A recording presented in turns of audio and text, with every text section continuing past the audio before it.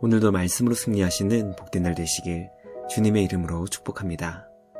오늘 우리에게 주신 말씀은 마가복음 11장 12절부터 26절까지입니다. 말씀 함께 보겠습니다.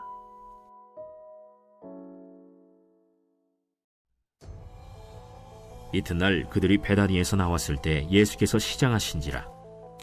멀리서 잎사귀 있는 한 무화과 나무를 보시고 혹 그 나무에 무엇이 있을까 하여 가셨더니 가서 보신즉 잎사귀 외에 아무것도 없더라. 이는 무화과의 때가 아님이라. 예수께서 나무에게 말씀하여 이르시되 이제부터 영원토록 사람이 내게서 열매를 따먹지 못하리라 하시니 제자들이 이를 듣더라. 그들이 예루살렘에 들어가니라. 예수께서 성전에 들어가사 성전 안에서 매매하는 자들을 내쫓으시며 돈 바꾸는 자들의 상과 비둘기 파는 자들의 의자를 둘러 엎으시며 아무나 물건을 가지고 성전 안으로 지나다님을 허락하지 아니하시고 이에 가르쳐 이르시되 기록된 바 내 집은 만민이 기도하는 집이라 칭함을 받으리라고 하지 아니하였느냐. 너희는 강도의 소굴을 만들었도다. 대제사장들과 서기관들이 듣고 예수를 어떻게 죽일까 하고 꾀하니 이는 무리가 다 그의 교훈을 놀랍게 여기므로 그를 두려워함일러라. 그리고 날이 저물매 그들이 성 밖으로 나가더라. 그들이 아침에 지나갈 때 무화과 나무가 뿌리째 마른 것을 보고 베드로가 생각이 나서 여짜오되 라삐여 보소서, 저주하신 무화과 나무가 말랐나이다. 하나님을 믿으라. 내가 진실로 너희에게 이르노니 누구든지 이 산더러 들려 바다에 던져지라 하며 그 말하는 것이 이루어질 줄 믿고 마음에 의심하지 아니하면 그대로 되리라.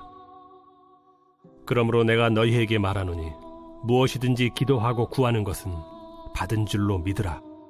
그리하면 너희에게 그대로 되리라. 서서 기도할 때 아무에게나 혐의가 있거든 용서하라. 그리하여야 하늘에 계신 너희 아버지께서도 너희 허물을 사하여 주시리라. 말씀의 제목은 무화과 나무와 성전입니다. 예수님은 예루살렘 입성 후 베다니에서 하룻밤을 주무시고 제자들과 함께 다음날 또다시 예루살렘에 들어가셨습니다. 예루살렘을 향해 가던 길에 만난 무화과 나무를 보신 예수님은 열매를 기대하시며 가까이 가셨지만 아무 열매가 없자 그 나무를 저주하셨습니다. 성전에 들어가신 예수님은 만민이 기도하는 집을 강도들의 소굴로 만든 현장을 보시며 성전을 깨끗하게 하셨습니다. 베드로는 예수님께서 저주하신 무화과 나무가 뿌리째 마른 것을 보고 주님께 말씀을 드립니다. 예수님은 성전이 위치한 산이 바다에 던져지는 것처럼 곧 심판을 받게 될 것을 말씀하시며 기능을 상실한 성전이 철저하게 파괴될 것을 알려주셨습니다.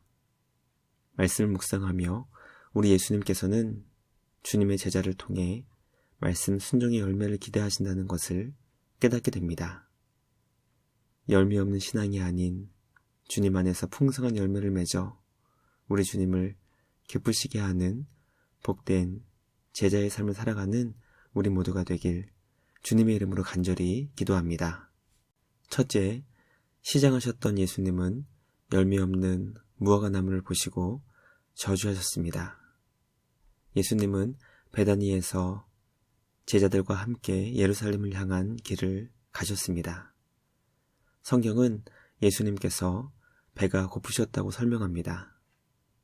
예루살렘을 향하신 예수님께서 배가 고프셨다는 말씀은 단순히 육체적인 배고픔을 넘어 주님의 백성을 향하신 영적 기대감을 가지셨다고 볼 수 있습니다. 예수님은 잎사귀가 있는 무화과 나무를 보시고 그 나무를 통해 열매를 얻고자 하셨습니다. 무화과 나무에 잎사귀가 있다는 것은 많은 열매까지는 아니지만 열매를 먼저 맺고 그 후에 잎이 나오는 무화과 나무였기 때문에 충분히 열매를 기대할 수 있었던 것입니다. 그러나 그 나무는 잎만 있었고 열매가 하나도 없었습니다. 예수님은 열매를 맺지 못한 무화과 나무를 향해 이제부터 영원토록 사람이 내게서 열매를 따먹지 못한다고 저주하셨습니다. 열매를 얻기 위한 무화과 나무에 열매가 없다는 것은 더 이상 그 나무가 존재해야 할 이유가 없다는 것을 의미합니다. 존재해야 할 이유가 사라진 무화과 나무를 예수님께서는 저주하셨습니다. 구약은 무화과 나무를 이스라엘의 상태를 상징하는 데 사용합니다. 열매 없는 무화과 나무는 주님 앞에서 아무런 열매를 맺지 못하고 있었던 이스라엘의 영적인 상태를 보여주고 있었습니다. 말씀을 묵상하며 우리 예수님께서 열매 맺는 것을 얼마나 기뻐하시며 원하시는지 깨닫게 됩니다. 성도는 말씀 순종의 열매를 통해 살아있는 믿음인지 죽어있는 믿음인지 증명할 수 있습니다. 주님 안에서 말씀 순종의 열매를 맺음으로 우리 주님을 기쁘시게 하는 우리 모두가 되길 주님의 이름으로 간절히 기도합니다.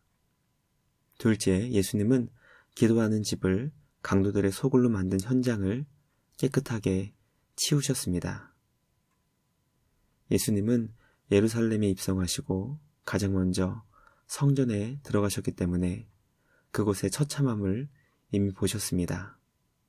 다음 날 성전에 또 다시 들어가신 예수님은 본격적으로 그 처참한 현장을 깨끗하게 치우셨습니다. 성전 안에서 매매하는 자들을 내쫓으셨고 돈 바꾸는 자들의 상과 비둘기 파는 자들의 의자를 둘러 엎으셨습니다. 예수님으로 인해 성전에 큰 소동이 발생합니다.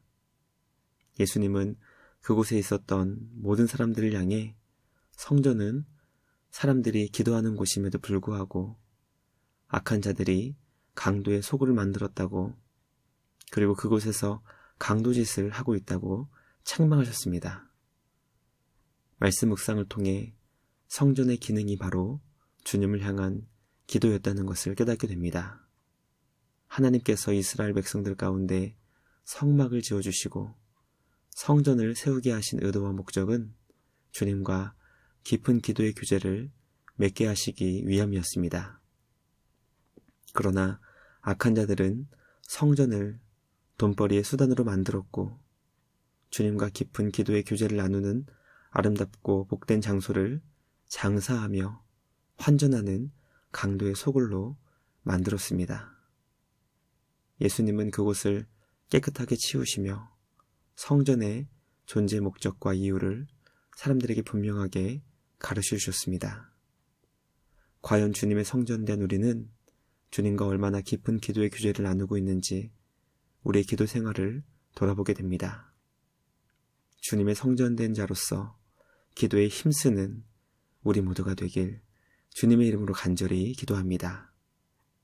마지막 셋째, 예수님은 제자들에게 성전 산이 바다에 던져지는 것처럼 심판을 받을 것을 알려주셨습니다.